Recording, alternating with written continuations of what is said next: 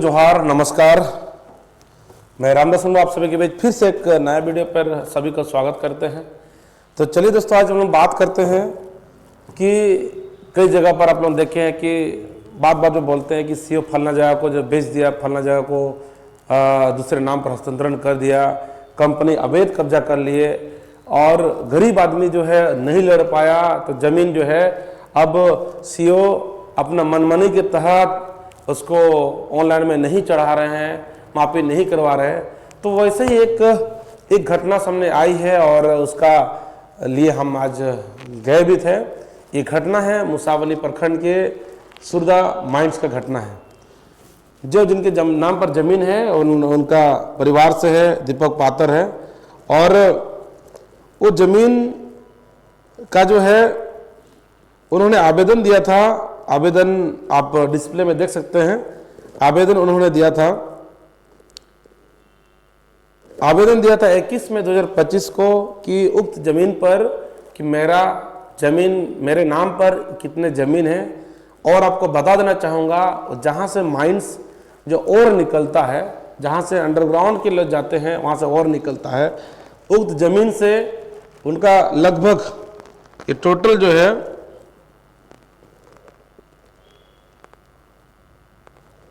1 एकड़ के करीब उनका ज़मीन जो है वो अधिग्रहण किया गया है। और बकायदा उनके पास उस ज़मीन का अब भी उनका रेंट भी दे रहे हैं। बावजूद भी सीओ जब लगातार पूछते हैं कि सर मेरा अभी तक मापी क्यों नहीं हुआ, पेमेंट का ऑप्शन देखते हैं ऑनलाइन पर, सीएससी सेंटर में चेक करवाते हैं, ऑप्शन नहीं दिखाता है। तो सीओ साहब कहते हैं, एक्सक्यूज देते हैं कि जो है बात करना होगा, दूसरा प्रक्रिया क्या होगा, क्यों नहीं दिखा रहा है, फलाना ढिकाना, तमाम बहुत तरह चीज़ों को जो है एक्सक्यूज देते हैं। और अंततः क्या होता है, उसमें एक रिपोर्ट आते हैं।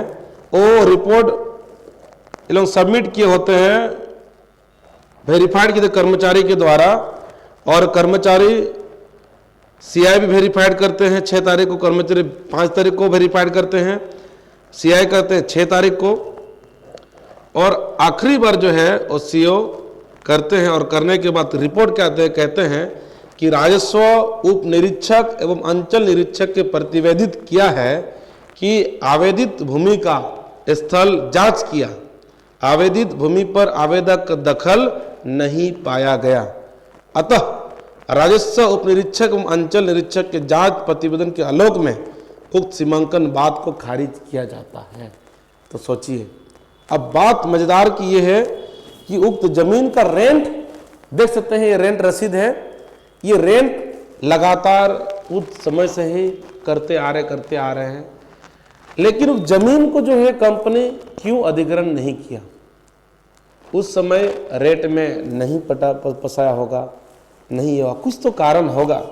जब कंपनी से मैंने भी बात करने गया था, एचआर कमलेश कुमार से बात हुई, और बात करने के दौरान हम लोगों ने उक्त जमीन को किस आधार पर अधिग्रहण किया था, उनका कहना है कि हमने नौकरी दिया। तो नौकरी दिया तो आपने कब दिया, क्यों, कैसे, किस आधार पर दिया, और उसका क्या शर्त था, कितने रुपये आपने पेमेंट किया उस जमीन के बदले पर, वो सारी चीज़ कंपनी नहीं दिखा पा रही है। अंततः अभी सीओ का बदमाशी करके उस जमीन को अब रेयतदार दीपक पात्र कह रहे हैं कि जमीन हमने रेंट कट रहा, उसका 2025 का अपडेट हमने रेंट कटा है, जिस जगह का हमने रेंट आपको दे रहा है उस जमीन को आप मापी करके हमें दिखा दीजिए कि इतना बड़ा जमीन आपके नाम पर है। और उस जमीन को आवेदन करते हैं, करने के बाद इस तरह का रिपोर्ट है। सोचिए, तो झारखंड का क्या स्थिति होगा, जिसके नाम पर जमीन है उस जमीन का रेयतदार को नसीब नहीं है। अब आम पब्लिक, एक गरीब आदमी कितने इसके पीछे लड़ते रहेंगे, ना जाने झारखंड में ऐसे हजारों परिवार होंगे जो उनका जमीन पर अवैध तरीके से कब्जा करके कंपनी चल रहे हैं। कोई बड़े आदमी उसको जो है कब्जा करके रखे हैं, लेकिन गरीब बेचारा अंचल कार्यालय का चक्कर लगाते गलत थक गए। न जाने कितने सरकारी जमीन का भी इस तरह से है, अधिग्रहण करा करके चुपके से सीओ का ट्रांसफर भी करा दिया जाता है।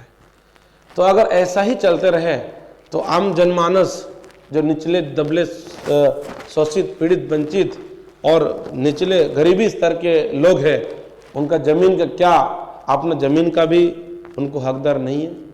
क्या उनको अपने जमीन का जो हिस्सा मिलता है वो कंपनी अगर अधिग्रहण भी करता है तो सीईओ के पास आवाज उठाएंगे और उनका जो है बदले में कुछ भी नहीं मिलता है?